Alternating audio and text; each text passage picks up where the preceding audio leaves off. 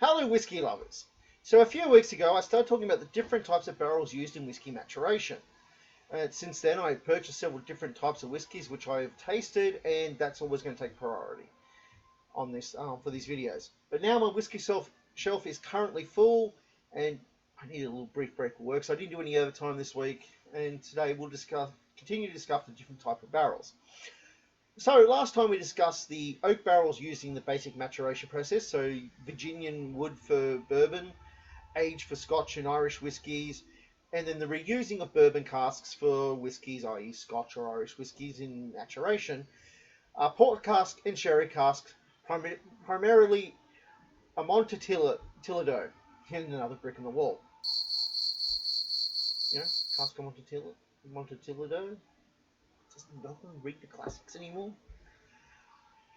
Anyway, since we discussed port and sherry, let's look at another fortified wine, muscat. Muscat is not a drink that is bound or defined by region, nor is it defined by some traditional production method.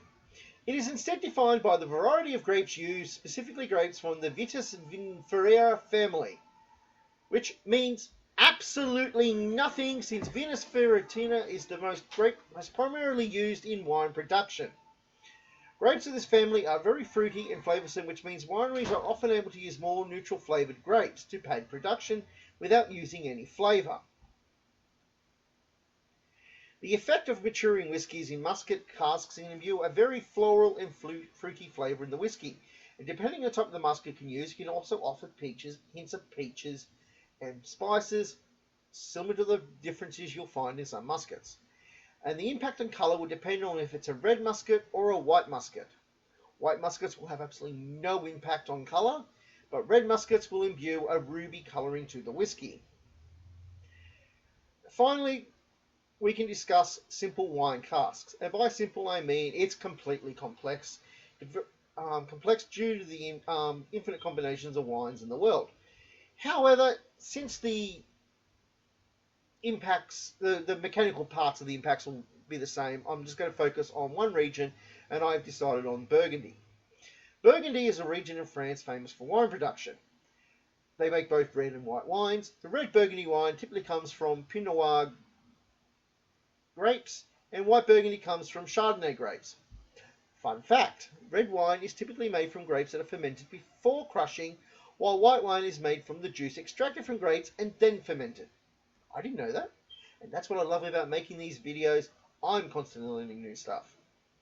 Anyway, again, like with the muscat, the impact on the colour depends on whether it's a red or white wine. White wines have no impact on colour. Red wines will imbue a ruby red colour. As for impact on taste, that's where it gets complicated due to the infinite combination of types of wines used, and the impact will depend on the individual wine. However, expect wine casks to imbue a fruitiness to the whisky. Dry and crisp wines will give that whisky a dryness quality to it. Heavily fruity wines and soft wines will give it a more citrus flavour. And so that should conclude our brief look at the impact of whiskies used in the maturation process. So until next week, Santé.